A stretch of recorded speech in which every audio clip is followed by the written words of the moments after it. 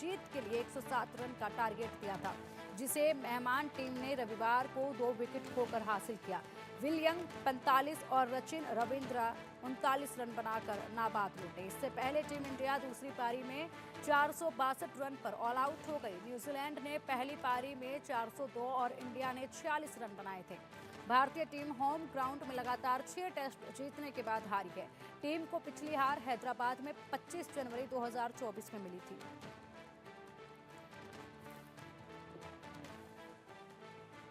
और चलिए अब हमारे स्पोर्ट्स एडिटर मनोज जोशी जी हमारे साथ हैं अधिक जानकारी के लिए। मनोज जी, इस मैच को लेकर क्या कुछ कहेंगे, क्योंकि इतने सालों के बाद न्यूजीलैंड को भारत में जीत हासिल हुई है और भारत यहां पर नाकाम रहा अपनी जीत दर्ज कराने में। देखिए जी, इसकी बड़ी वजह यही है कि नई गेंद से हम लोग सामना नहीं कर पाए। अगर आप दोनों पारियों में देखेंगे तो पहली पारी में 15 रन में हमने 7 विकेट खो दिए, दूसरी पारी में हमने 54 रन में 7 विकेट खो दिए। ये जो नई गेंद थी ना, नई गेंद के दूसरी पारी में नई गेंद के आने से पहले सभी खिलाड़ी हमारे, चाहे रोहित शर्मा हो, उन्होंने खैर उन्होंने तो नई गेंद से ही हाफ सेंचुरी बनाई है, लेकिन उसके बाद अगर आप देखेंगे तो ऋषभ पंत ने 99 रन की पारी खेली, सरफराज ने 150 रन की पारी खेली। तो जिस तरीके से, जिस अंदाज में अंदाजे बयान था भारतीय टीम का, बिल्कुल चैंपियन वाला अंदाज था, बाउंस बैक किया था भारतीय टीम ने। लेकिन 80 ओवर मुकम्मल होने के बाद जब नई गेंद आई तो उससे हमारी टीम जो है ताश के पत्तों की तरह बिखर गई। और वहां उनके जो 3 तेज गेंदबाज हेनरी हैं, सऊदी हैं और राउर के एक नई सनसनी है जिनको हमने पहले कभी फेस ही नहीं किया था। वो श्रीलंका के दौरे में जो वहां की जो स्पिन फ्रेंडली पिचों पर भी उन्होंने तेज गेंदबाजी से अच्छी खासी करामात दिखाई, अच्छा खासा उन्होंने क्षमता दिखाई अपने अंदर छिपी हुई, दोनों तरफ गेंद को मूव कराने की क्षमता और ऊंची कदगाठी की उनकी जो ऊपर से जो हाई आर्म एक्शन है, उस तरह की गेंदबाजी से उन्होंने एक तरह से भारतीय बल्लेबाजी को जो है बिल्कुल तहस नहस कर दिया। हेनरी ने आगे का काम बखूबी निभाया। तो इस तरह से मैं यही कहूंगा कि एक ये सबक है भारतीय टीम के लिए, जो कम से कम नई गेंद को फेस करने में जो भारत ने को पसीने आए, या ये कहिए वही भारत की हार का बड़ा कारण बनी। क्योंकि दूसरी पारी में भारत 400 का स्कोर बना के भी हार गया, क्योंकि पहली पारी में 46 रन नहीं बन पाए थे, तो जो लोएस्ट स्कोर था भारत का अपनी जमीन पर। तो अब यही है कि अगला जो टेस्ट मैच होगा वहां पर हमें इन सब जो हमारे ग्रे एरियाज हैं, खासकर नई गेंद को फेस करने के मामले में, और 3 तेज गेंदबाज हैं उनको फेस करने के मामले में हमें एहतियात बरतना होगा।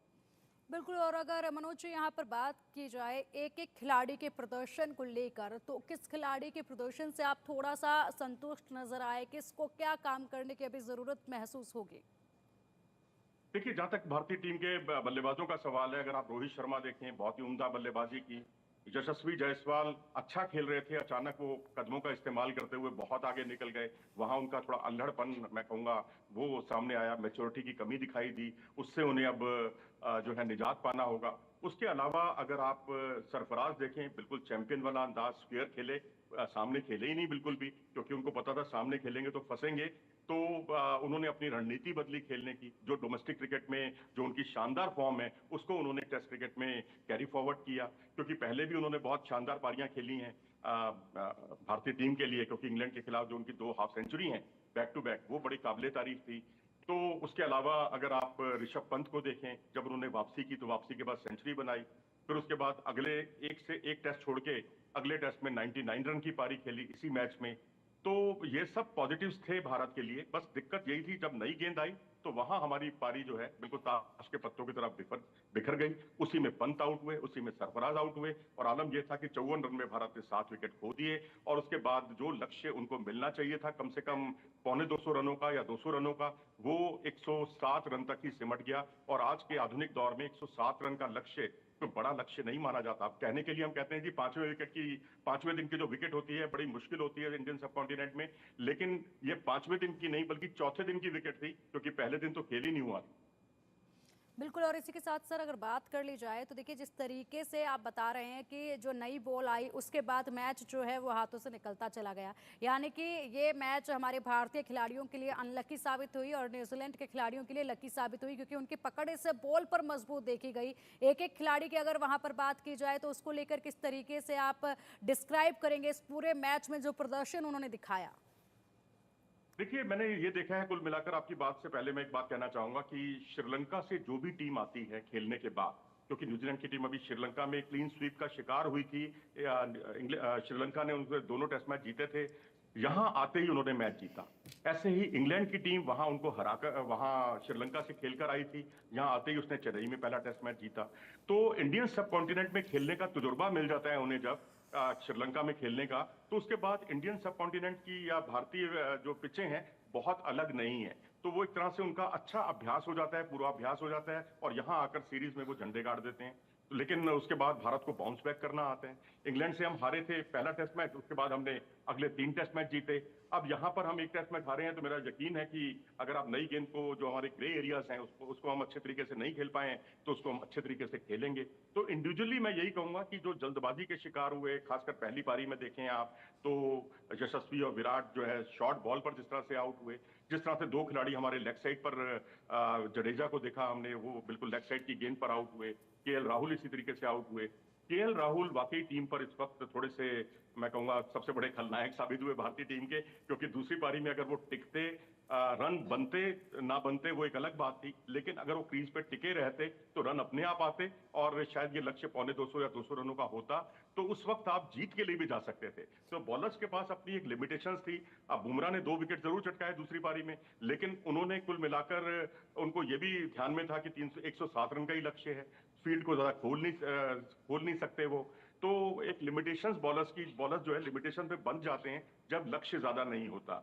जी बिल्कुल बिल्कुल मनोज जी। और शुरुआती सत्र में जसप्रीत बुमराह और मोहम्मद सिराज ने अपने स्विंग से कीवी बल्लेबाजों को खूब परेशान किया, लेकिन आज का जो दिन था वो उनके साथ नहीं था, क्योंकि बल्ले का किनारा लगकर चौके आते रहे और किस्मत ने भारतीय गेंदबाजों का साथ नहीं दिया। जी हाँ, कह सकते हैं आप बिल्कुल, क्योंकि अब टॉम लाथम और जिस तरह से इन स्विंगर गेंद पर आउट हुए, कॉनवे जिस तरह से आउट हुए, एक एंगल लेती हुई गेंद थी, अवे स्विंग थी, उस पर वो आउट हुए। तो ये स्थिति, अगर आपके पास बल्ले में आपके जेब में 200 रन होते, 200 रनों की बढ़त होती भारत की, तो भारत ऑल आउट भी जा सकता था, मैच को जीत भी सकता था। लेकिन यही है कि कुल मिलाकर एजेस वगैरह लगे, क्योंकि आज के दौर में अब विकेट भी 5वें दिन की नहीं थी, कहने के लिए 5वां दिन था, लेकिन पहले दिन खेल नहीं हुआ, तो विकेट ने भी वो रंग नहीं दिखाया जो अमूमन 5वें दिन गेंद विकेट पर अपना रंग दिखाती है। स्पिनर्स अपना रंग दिखाते हैं, यहाँ 100-125 रन बनाना मुश्किल हो जाता है कई बार इंडियन सब कॉन्टिनेंट में। तो उनको जो एक अच्छा अभ्यास मिल गया ना श्रीलंका में, उसका उन्होंने भरपूर फायदा उठाया। अब भारत को बस यही देखना है कि नई गेंद से कैसे फेस करना है, और उसके अलावा जो हमारी गेंदबाजी है, जिस तरह से उनके टेल में सऊदी ने बहुत रन बनाए, कई छक्के लगाए उन्होंने। एक तरह तो उनका भी कोलैप्स हो गया था बीच में, लेकिन सऊदी और रचिन रविंद्र ने गेम को संभाल लिया बहुत अच्छे तरीके से। तो उन्होंने बाउंस बैक किया, हम बाउंस बैक नहीं कर पाए।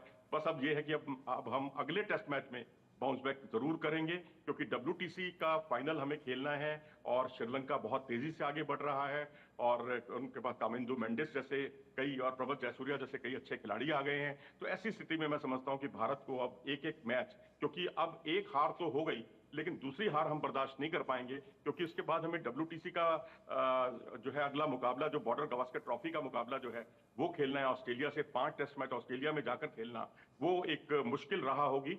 तो उससे पहले अगर आप बाकी के 2 मैच जीतें, बाउंस बैक करें, तो आप काफी सुरक्षित स्थिति में पहुंच जाएंगे। जी बिल्कुल बिल्कुल। और मनोज जी, अगर बात की जाए तो पहली पारी में जो कम स्कोर रहा उसका भी भारत को अच्छा खासा खामियाजा जो है वो मिला है। अगर बात करें अब 24 अक्टूबर से पुणे में खेले जाने वाले मैच को लेकर, तो इस मैच की रणनीति को लेकर क्या कुछ सजेस्ट आप करेंगे, किस तरीके की रणनीति जो है 24 अक्टूबर को होनी चाहिए?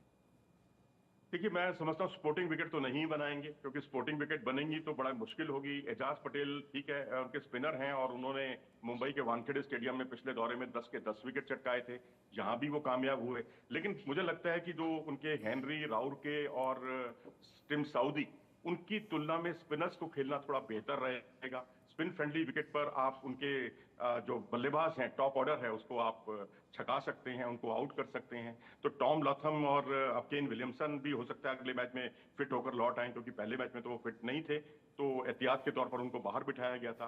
केन विलियमसन के बिना उन्होंने मैच जीता। तो पुणे में तो मेरे ख्याल से यही स्ट्रेटेजी, अगले मैच में यही स्ट्रेटेजी होनी चाहिए भारतीय क्रिकेट टीम की, कि स्पिन फ्रेंडली ट्रैक हो, स्पिनर्स पर भरोसा किया जाए, और तेज गेंदबाजी। ऐसा नहीं है कि हम कोई बुमराह पर कोई सवाल उठा रहे, बुमराह बेहतरीन गेंदबाज हैं हमारे। सिराज उतने कामयाब नहीं हुए। मैं समझता हूँ आकाशदीप शायद सीम कंडीशन में, इंडियन कंडीशंस में सीम बॉलिंग में ज्यादा बेहतर विकल्प हैं मोहम्मद सिराज की तुलना में। तो अब यहाँ पर यही है कि भारत स्पिनर्स पर ज्यादा कंसंट्रेट करे, क्योंकि स्पिनर्स को खेलना न्यूजीलैंड के लिए हमेशा मुश्किल रहा है, और जितने भी दौरे उन्होंने यहाँ पर किए हैं उनका प्रदर्शन उतना अच्छा नहीं रहा, जैसा आपने शुरू में बताया कि कितना लंबे अरसे के बाद न्यूजीलैंड भारत में कोई मैच जीत पाया है। बिल्कुल। और मनोज जी, इसी के साथ अगर बात की जाए तो देखिए, अब अगला जो मैच होना है उसमें सबसे ज़्यादा उम्मीद अगर किसी से रखी जाए तो किससे आप उम्मीद रखना चाहेंगे, और कौन है जो उम्मीदों पर कायम नजर आएंगे? क्या इस बार जो बॉल को लेकर एक इशू आप बता रहे हैं कि बॉल पर पकड़ नहीं बन पाई, यह खामियाजा हुआ है, इसको लेकर क्या कुछ आगे करना चाहिए? देखिए, रही बात आपके इस सवाल के पहले हिस्से की, तो उसमें तो मैं तो कहूंगा प्लेयर्स में रविचंद्रन अश्विन, जडेजा और कुलदीप यादव, ये तीनों टीम में बने रहने चाहिए, और तीनों पर भरोसा कीजिए। विकेट स्पिन फ्रेंडली बनाइए, उतना भारत के लिए अच्छा रहेगा। और रही बात आपके दूसरे सवाल की कि जो बल्लेबाजी है हमारी, जो ग्रे एरियाज हैं उन पर हमें काम करना होगा। नई गेंद पर जिस तरह से हमने विकेट खोए हैं दोनों पारियों में, उसमें अगर गेंद थोड़ी सी रुक कर आएगी तो भारत के लिए उतना एडवांटेज रहेगा, क्योंकि भारत स्लो पिच पर बेहतर खेलता है, और जो तेज गेंदबाजी उनकी है इस समय दुनिया में एक अलग मुकाम पर है, खासकर राउरके के आने, विलियम राउरके के टीम में आने से। तो वो भारत को एक सहारा मिलेगा। मतलब अगर उनके सामने अगर आप टिक कर खेलते हैं या स्कोरिंग स्ट्रोक भी लगाते हैं, क्योंकि नई गेंद से स्कोरिंग स्ट्रोक खेले जा सकते हैं, बस पिच का मिजाज थोड़ा सा बदलना होगा, और वो भारत उस चीज में सक्षम है। भारत लगातार 17-18 सीरीज जो जीता है, तो मुझे लगता है कि इस बार भी सीरीज हम नहीं हारेंगे। ये मैच की हार कई तरह के हमारे लिए सबक देकर जाने वाली है, और अगले मैच में अब पिच का मिजाज बदलेगा, किस्मत भी बदलेगी। बिल्कुल। और अगर इसी के साथ अगर बात की जाए मनोज जी, तो देखिए, इतने सालों के बाद यहाँ पर न्यूजीलैंड ने जीत दर्ज की है। काफी सालों का गैप जो है वो बताया जा रहा है इस जीत में, 36 साल बाद। जी हाँ, बिल्कुल लंबे समय के बाद उन्होंने जीत दर्ज की है। और जो पिछला मैच में जो जीत दर्ज की थी उन्होंने 1988 में मुंबई के वानखेड़े स्टेडियम में, तब मैं उस मैच का साक्षी था, मैंने वो मैच कवर किया था। और उस मैच में रिचर्ड हैडली खेले थे, दिलीप वेंगसरकर टीम की कप्तानी कर रहे थे। तो वहां पर हम एक मैच हारे थे, और उसके बाद हमने कभी कोई मैच हम यहाँ हारे नहीं, सीरीज हम लगातार जीतते रहे। और तो और यही बदस्तूर स्थिति भारत की जब न्यूजीलैंड के दौरे पर जाती है भारतीय क्रिकेट टीम, तो यही स्थिति भारत की भी होती है जो न्यूजीलैंड की थी, क्योंकि वहां पर भी जो तेज हवाएं चलती हैं, वहां पर स्विंग को कंट्रोल करना एक बहुत बड़ी चुनौती होती है। और भारतीय टीम वहां पर न्यूजीलैंड में महेंद्र सिंह धोनी की कप्तानी में ही 2013-14 में जो है एक सीरीज जीती थी, और गौतम गंभीर भी उस टीम के सदस्य थे, वहां उन्होंने एक डबल सेंचुरी भी लगाई थी। तो ये है कि दोनों ही टीमें अपने घर में बहुत सिद्धस्त हैं, लेकिन मजा तब आता है जब आप अपोनेंट के घर में जाके कोई मैच जीतते हैं, क्योंकि न्यूजीलैंड के लिए भी भारत में जीतना बहुत बड़ी चुनौती रहा है, और भारत के लिए भी न्यूजीलैंड में जाकर मैच जीतना बहुत बड़ी चुनौती रहा है। लेकिन अच्छी बात यह है कि अब एशियन सब कॉन्टिनेंट की टीमें न्यूजीलैंड में जाकर मैच जीतने लगी हैं, जैसे कि बांग्लादेश ने पीछे न्यूजीलैंड को न्यूजीलैंड में हराया था। तो ऐसा मुमकिन आगे भी हो सकता है। लेकिन फिलहाल अब अगले मैच की बात कर रहे हैं, तो अगले मैच में स्पिन फ्रेंडली कंडीशंस निश्चित तौर पर भारत को रास आएंगी।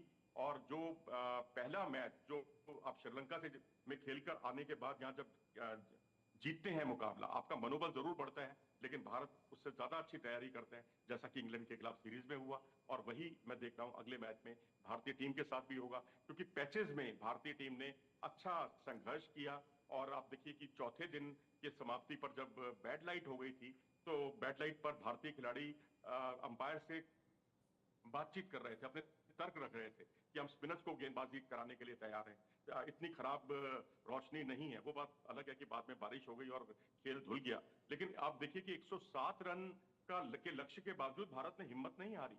भारत ने 46 रन पर आउट होने के बावजूद हिम्मत नहीं हारी, 400 का स्कोर बनाया भारत ने।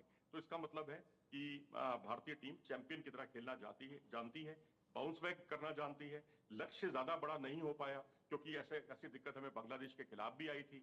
बांग्लादेश के खिलाफ जो है अश्विन और जडेजा ने हमें बचा लिया था, एक ने सेंचुरी बनाकर और एक ने हाफ सेंचुरी बनाकर। लेकिन यहाँ पर अश्विन जडेजा का बल्ला भी नहीं चला, इसलिए नतीजतन हम 46 रन पर उखड़ गए।